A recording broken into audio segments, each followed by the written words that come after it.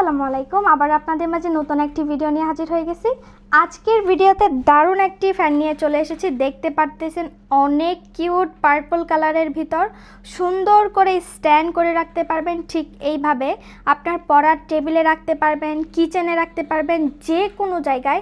অনেক কিউট একটা ফ্যান, আমার তো খুবই ভালো লাগছে।